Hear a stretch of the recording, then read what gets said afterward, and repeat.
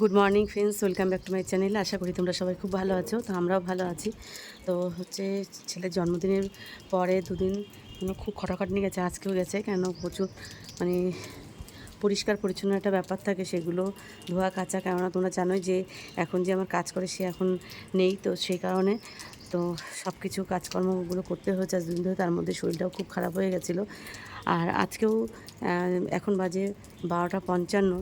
তো এখন গুড মর্নিংটা তোমাদেরকে বললাম, কেননা আমি সকাল থেকে কোনো রকম সুযোগ পাইনি আর শরীরটা খুবই খারাপ লাগছিলো। তো আর এদিকে হচ্ছে দেখো, এদিকে আমার কপালটা দেখো, ওয়াশিং মেশিনটাও খারাপ হয়ে গেছে। কালকে দুদিন ধরে তো 2-3 গামলা করে কাচা হয়েছে, আজকে একটু 1 গামলা মতন কাচা হয়েছে। তো মনে হচ্ছে এরকম 1 গামলা, কিন্তু অনেকগুলো কাচা। তো ওইগুলো সব মেলতে এসেছি, কেচে স্নান করে একবারে চলে এসেছি কাজকর্ম করে। এবার যাব আর কি রান্নাঘরে রান্না করতে। তো জামা কাপড়গুলো মেলে নিই।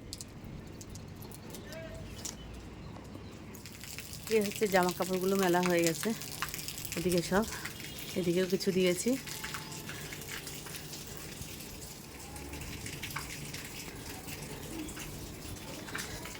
আর দেখো এখানে আমার যে পাখিগুলো ছিল, এই যে পাখির বাচ্চা হয়েছে, এই যে তো অলরেডি 2-3টে বাচ্চা মেরে ফেলে দিয়েছে। আর আজকে যে পাখিটা মেরে ফেলেছিল, তো সেই পাখিটাকে আমি আর কি বের করতে গিয়ে আর একটা পাখি আমার উড়ে গেল। আর মনে হয় হয়তো ওই যে ঘরের মধ্যে বাচ্চা হয়েছে, মনে হয় খুব সম্ভব ডিম পেড়েছে, যা হোক, কিংবা মা আছে, এরকম হয়তো হবে। আর যে পাখিটা সব পাখিকে মেরে ফেলছিল, তো সেই পাখিটাই যে এর মধ্যে আমি আটকে রেখেছি, এর মধ্যে আমি আটকে রেখেছি। তো সবাইকে মানে কামড়ে মেরে ফেলে দিচ্ছে। আর একটা পাখি উড়ে গেছে, ওকে ধরতে গিয়ে। ঘরের কাজকর্ম সব হয়ে গেছে।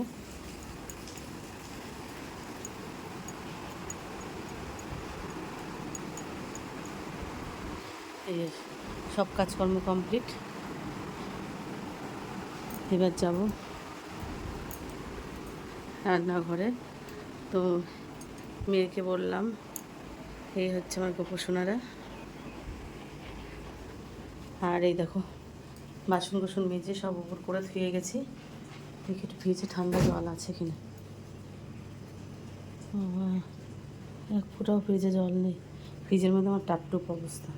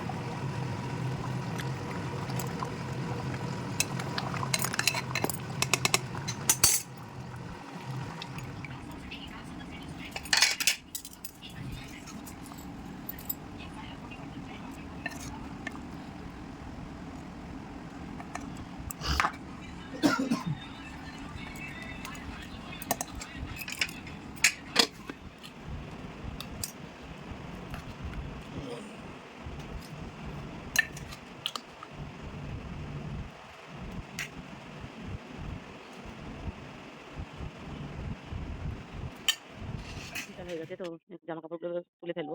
আজকে আর দুপুরবেলা আর কি শোয়া হয়নি, শুইনি, বসেছি। গাছগুলো একটু জল যাবে না, দেখো গাছগুলো চলে।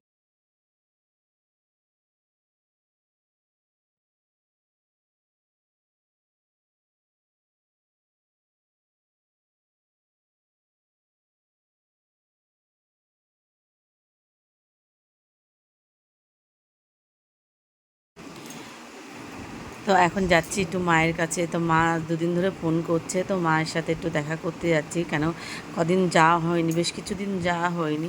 তো মার তো শরীরটা তোমরা জানোই যে খারাপ। তো মা যদি বেশি দিন কিছুদিন যদি না দেখতে পায়, তো মার খুব মনটা খারাপ হয়ে যায়। তো সে কারণে মা আজ দুদিন ধরে ফোন করছে যে একটু আয়, একটু আয়। তো আমি বলছি হ্যাঁ মা যাচ্ছি। এই করতে করতে তো ভাবলাম যে না, আজকে হাজার খাটাখাটনির পরও হলেও তো আজকে যখন দুপুরবেলা একটু শোয়া হয়নি, তো যাই একটু মার সাথে দেখা করে আসি। তো মার সাথে দেখা করতে বেরিয়ে পড়লাম। তো চলো যাই, মাকে তোমাদেরকে দেখাই।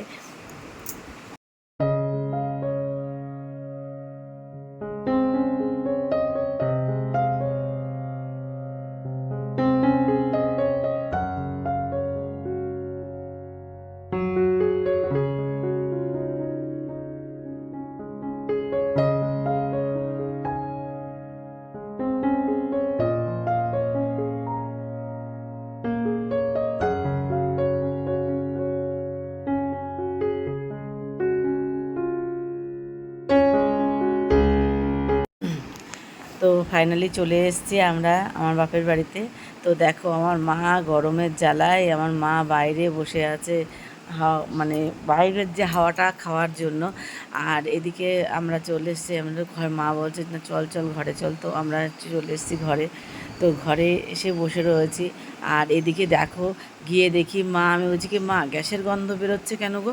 তো মা বলছে এই পাশে এই তো গ্যাসে একটু গরম জল বসানো রয়েছে, সেই কারণে হয়তো গ্যাসের গন্ধ বেরোচ্ছে। ও মা, আমি দেখি ভালো করে তাকিয়ে দেখি না, আর এক পাশের ওভেনের হচ্ছে ইয়েটা ছাড়া রয়েছে, রেগুলেটরটা ছাড়া রয়েছে।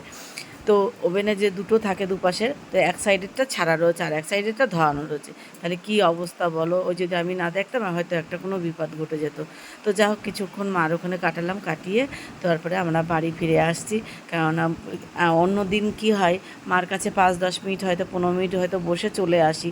আর আজকে বেশ কিছুক্ষণ মার ওখানে বসেছি, কেননা অন্য কোনো জায়গায় আর যাওয়ার কোনো মানে চিন্তাধারা ছিল না যে যাব। তো মার ওখানে বসে যখন ফিরছি, তো ফেরার পথে রাস্তায় প্রচণ্ড পরিমাণে আমাদের এই যে যশোর রোডে না প্রচণ্ড পরিমাণে জাম হয়। তো এখন জানি না মানে কেমন আর কি জাম আছে সেটা বলতে পারবো না। তো দেখি যেতে গিয়ে বুঝতে পারবো। তো আমাদের বনগাঁ থানার সামনে দিয়ে আর কি আমরা যাচ্ছি, এই ভিতর দিয়ে রাস্তাটা যাতে জামে না পড়ি। তো যেতে যেতে দেখা যাক, আমাদের যখন বাড়ির যে রাস্তাটা যশোর রোডের পাশেই, যশোর রোডের মানে উপর দিয়ে যেতে হবে। তো ওখানে গিয়ে দেখি হ্যাঁ লরি, হ্যাঁ একদম না, এখন ট্রান্সপোর্টের লরিগুলো এত তাড়াতাড়ি ছেড়ে দিচ্ছে যে মানে প্রচণ্ড পরিমাণে রাস্তায় জাম হয়ে যাচ্ছে। তো দুই সাইডেই দেখি মানে জাম। তো দেখা যাক, এখনও তো জামে পড়িনি, মানে যাচ্ছে লরি, তো সেইভাবে এখনও জামে পড়িনি। তো মনে হচ্ছে হয়তো ছেলে বলছে যে মা আমরা হয়তো জামে পড়ে যাবো গো।